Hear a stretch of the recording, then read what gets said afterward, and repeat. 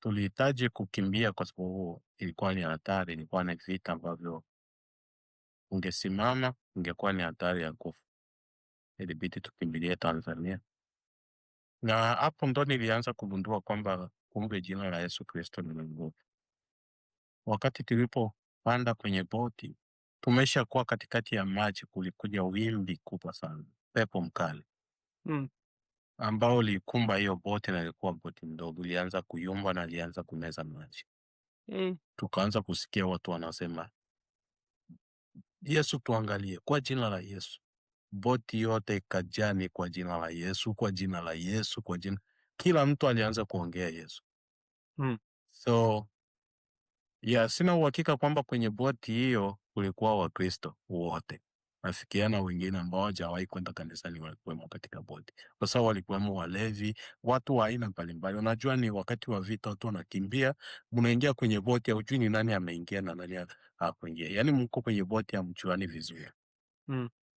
Kwa hiyo kila mtu alitamka jina la Yesu Kristo. Mimi niliduaa, nikaanza kushangaa, mbona na watu wenye kuvaa makanzu kama ya Waislamu nao wanasema Yesu? Hii inakaaje? Kwa miaka yangu, kwa sababu nilikuwa na miaka kama 20 na vitu vingi kwangu ilikuwa inatokea kama maswali tu. Nilikuwa najiuliza maswali. Kwa nini sasa hii wakati imetokea? Nikaanza kujiuliza kwa nini nimekuwa hivi? So na mimi nikaanza kusema kwa jina la Yesu. Boti yote ikawa kwa jina la Yesu, kwa jina la Yesu. Mungu alisaidia, upepo ulipita na ile zuruba ilipita, tukapona ule upepo. Na ilikuwa kama saa 9 usiku hivi. Tunakaribia kabisa kufika Tanzania.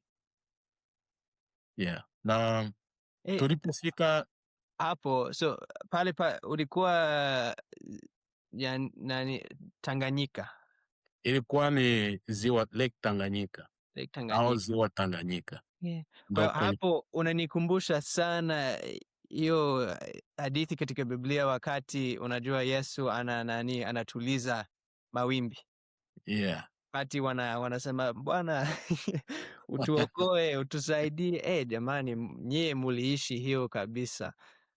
Mimi niliona kabisa, kwa sababu watu walikuwa wanaanza kusema waanze kuchukua mizigo, na ghafla watu walianza kusema kwa jina la Yesu. Ghafla.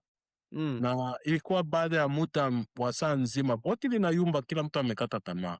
Kila mtu ameshika pozi yake, kila mtu analia, lakini wengi walilia kwa jina la Yesu. Na baada ya muda tulipona huo upepo.